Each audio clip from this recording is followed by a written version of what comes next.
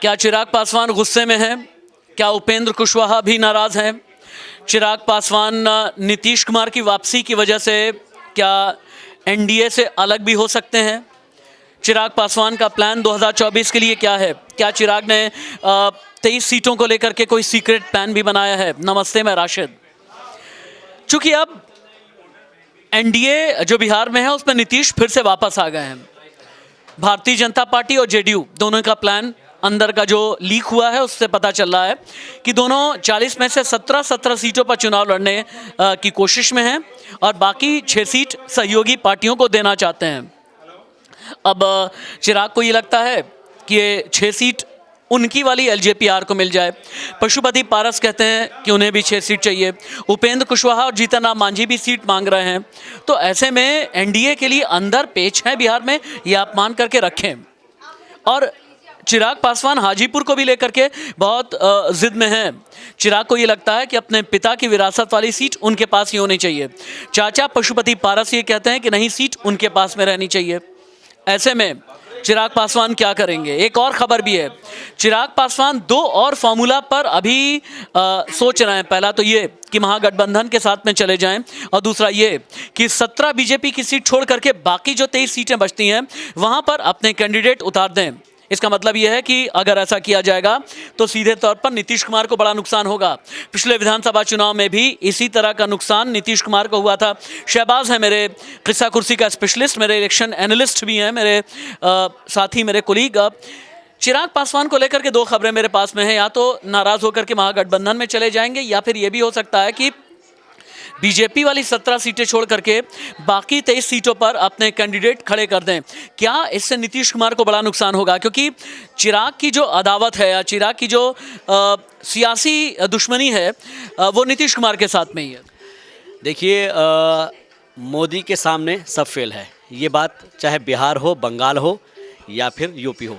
सवाल यह है कि चिराग पासवान हमेशा से ही मुखर रहे हैं और उनकी अदावत रही है नीतीश कुमार से। वो कहते हैं कि मेरे मुख्यमंत्री, लेकिन साथ साथ वो ये भी कहते हैं कि मेरी उनके साथ में कोई दुश्मनी नहीं है, लेकिन ये है बिहारी फर्स्ट का जो नारा दिया गया था पिछली बार में, उसको पूरा करने में नीतीश कुमार नाकाम रहे हैं, उनकी सीधे तौर पर यह कहना है।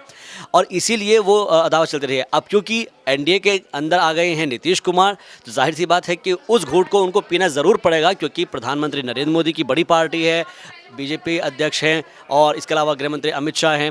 ये लोग मोर्चा संभाले हुए हैं। सम्राट चौधरी ऑलरेडी वहाँ पर मोर्चा संभाले हुए हैं। तो कहने का मतलब ये है कि नीतीश कुमार को भले ही कितना गरियाए, लेकिन आज जो मुझे पता चला है, जो खबर मिल रही है वो ये है कि फॉर्मूला जो हुआ है वो पार्टी का कुछ इस तरह से हो सकता है कि 15 सीटें जो है वो जेडीयू के पास जाने की बात कही जा रही है और 17 सीटें बीजेपी के पास में। अब बाकी की जो बचती है, नीतीश 15 में मान जाएंगे? क्योंकि पिछली बार 17 ले गए थे वो। यही मैं कह रहा हूँ, क्योंकि पेज आज हम किस्सा कुर्सी के अंदर स्पेशली इसी बात पर लेकर आएंगे कि किस्सा कुर्सी का में पेज कहाँ फंसा है। और जो दूसरी लिस्ट आनी है उस पर आज से मंथन शुरू होगा। ये कल तक मंथन चल सकता है और परसों लिस्ट आ सकती है। सवाल ये है कि आप महाराष्ट्र में देखिए, एक भी जो है कैंडिडेट नहीं उतारा है। इसका मतलब वहाँ पर पेज फंसा हुआ है। नितिन गडकरी जैसे बड़े नाम उस नहीं आते हैं, उस लिस्ट में नहीं आते हैं। हालांकि कृपा शंकर सिंह को उतार कर वो उनको टिकट दे दिया जाता है यूपी से। यही वजह है। एक मिनट रुकिएगा बस। संदीप भी बिहार की राजनीति बहुत अच्छे समझता है। संदीप, एनडीए में ज़्यादा तवज्जो किसे मिलेगी? चिराग पासवान वाली एलजेपीआर को या फिर पशुपति पारस, चाचा पशुपति पारस को?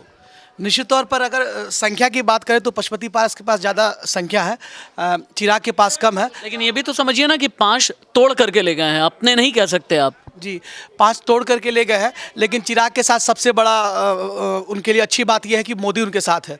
मोदी उनको जितना प्यार दुलार करते हैं, निश्चित तौर पर वही वजह है कि आज तक चिराग टिके हुए हैं और इतना दम भर रहे हैं नीतीश के खिलाफ। उन्होंने पिछली बार, हम सबको याद है कि नीतीश कुमार की आज अगर ये हालत बिहार में हुई है तो उनको सबसे बड़ा नुकसान बीजेपी ने पहुँचाया था। और उनके सेवक या कहीं आप कह सकते हैं कि हथियार उन्होंने चिराग को बनाया था। चिराग की पार्टी तमाम उन जगहों पर खड़ी हुई थी जहाँ पर नीतीश की पार्टी के जो विधानसभा चुनाव लड़े थे वो मजबूत थे। उन सब जगहों पर चिराग ने अपना उम्मीदवार खड़ा किया था और इसका नुकसान नीतीश की पार्टी को उठाना पड़ा। चलिए, तो एनडीए में कितने पेच हैं जैसा कि बता दिया शहबाज ने। आज इंडिया न्यूज़ पर भी आप देख लीजिएगा। लेकिन चिराग पासवान का ये जो प्लान 27 है, इसका सीक्रेट आगे भी मैं डिकोड करता रहूँगा। नमस्ते।